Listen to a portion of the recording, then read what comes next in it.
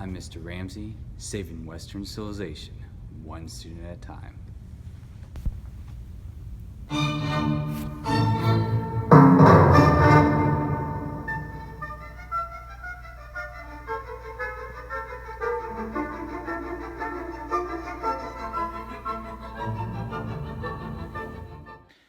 In my last video, I was discussing the four major causes of World War I. At least what historians would argue are the four major causes. There's more causes than that, but we're talking about the long-term causes. The first one being European rivalries or imperialism, and you can see the imperialism in both the Balkan region and also in Africa. Those are in Asia. Those are the three regions where you saw Europeans' rivalries develop, which should never have developed in the first place if it wasn't for imperialistic ambitions.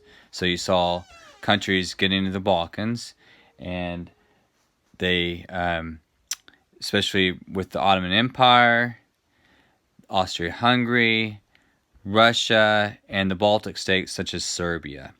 Okay, so that causes some friction there. And then you also saw that in Africa, where you had European colonies developing with the French, the British, the Germans, just to name a couple. The Italians later joined the race, as well as some others. And you also have some in Asia. So that was our first lecture on one of the major causes. Another cause is nationalism. And before I talk about nationalism, I also want to talk about the four other causes.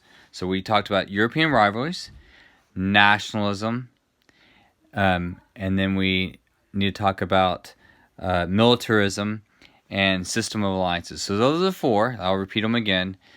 European rivalries, aka imperialism, nationalism, militarism, and system of alliances. So those are the four major causes that most historians agree are the reason why you had World War I. Okay, and today we're going to focus on nationalism. And I would argue, don't confuse nationalism with patriotism. I would argue that they're two different things. People confuse them today, but I would argue there's a difference. But that'll be for another lecture another time. But nationalism, I would argue, is the glorification of one's nationality, one's race, one's own culture, one's own language over others. And so nationalism promotes the interest of a particular nation over other nations, and it has loyalty and devotion to a nation state. Sometimes exalting one nation above all others. Nationalism places emphasis on a particular culture and interest of the nationality. Okay? And sometimes, a lot of times actually, nationalism promotes national unity. And you saw that in the 1860s with Germany under Otto von Bismarck. And you also saw that in Italy under Victor Emmanuel II and Giuseppe Garibaldi. So those two examples, both the German example and the Italian example, shows that unification can happen under nationalism. But this is also the last reign of kings and emperors, and so some emperors and some kings have their empire not under one nationality like the Germans or the Italians, but under several. And those would include Russia and the Austrian-Hungarian Empire. As a matter of fact, the Austrian-Hungarian Empire was under Franz Joseph at the time. He took power in 1848. He will die in 1916 during the First World War. And under his Austrian-Hungarian Empire, he has Germans in the empire. He has Magyars, which are also known as Hungarians. He has Czechs. He has Slovenes. He has Poles, Ruthenians, Ukrainians, Italians, Croats, Serbs. So he has a whole bunch of different types of groups within his empire. And what national does to his empire is actually disunifies it. It causes disunity and political independence with those different groups. And because he's an emperor, he's not interested in the nation state. He's interested in actually uniting all those particular nationalities under his empire, if you will. So the Austrian-Hungarian Empire is going to have some major problems with dealing with nationalism. Russia will too, but Russia's also going to try to supersede that with the idea of Pan-Slavism, which I'll talk about in just a second. So nationalism can be a unifier, but it also can be a divider.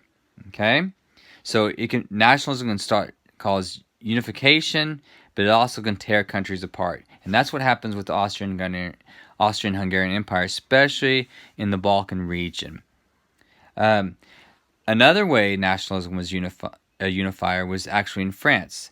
In France, nationalism rises during the 1890s and all the way up to World War I, because the French have a hatred for the German Empire, because the French want revenge for the defeat of 1870 in the Franco-Prussian War.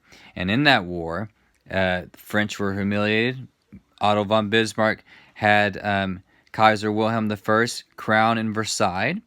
But the major insult was that the fact that Otto von Bismarck and the German Empire took their territory, Alsace-Lorraine, which they've had all the way to Louis XIV in the 1660s. So they've had that for roughly 200 years, and they want it back. And so they're itching. The French are itching for a fight for the Germans. Okay, so that was a uniting force with nationalism, especially because the French had some problems with the Third Republic, which I've talked about earlier in class. So, anyways, the French, nationalism, a uniting force for the Third Republic under the French. Okay, and then you have this idea called Pan-Slavism, and Pan-Slavism was a unifying force for both the Russians and its allies in the Baltic, especially Serbia. Pan-Slavism was the idea that the Slavs had a historical mission to develop their culture and unite into one empire in Eastern Europe and the Balkans. And Serbia wants to be that one empire, okay? And they want this territory called Bosnia and Herzegovina, all right? The Serbs not only want their own country, but they want land. They want a Yugoslavia, if you will. And they want that land to be taken away from Austria-Hungary, who actually controls the province of Bosnia and Herzegovina. And Russia is going to use that to their advantage. Russia is going to use this idea of Pan-Slavism to unite all other Slavic nations under their under their protection. And so Russia's going to use the idea of Pan-Slavism, okay? And they're going to try to take Austria-Hungary apart, okay? So that's the reason why the Balkans is known as the powder keg of Europe. Balkans are going to cause problems, as what happens is the Balkans was under the Ottoman Empire, but as the Ottoman Empire was falling apart, other territories are going to be taken, both the independence by the Austrian-Hungarians. You're going to have Slavic nations be independent, and then you're going to have Russia trying to get their warm water port. They've been trying to get their warm water port for a long time. So you got that stuff, and you're going to see that there's going to actually be wars in the Balkans to fight over the Balkan territories. You have the First Balkan War, where Serbia tries to exert themselves. And then you have the Second Balkan War, where Bulgaria tries to take territory from Greece and Serbia because they felt that they are being cheated by the First Balkan War, because in the First Balkan War they signed a league called the Balkan. What's the word? The Balkan. I can't. They had an alliance. Those countries, but then the Bulgarians in the Second Balkan War wanted some territory that they thought they were being cheated. Anyway, so that doesn't go over very well with the Balkans. That's the reason why it's known as the powder keg of Europe. The Second Balkan War happened. The first Balkan War happened in 1912. The Second Balkan War happens in 1913, and World War One starts in 1914. All right, next week, or not next week, but next time we'll talk about militarism. I might talk a little bit more about the Balkan Wars as well and that militarism. All right, thanks for listening.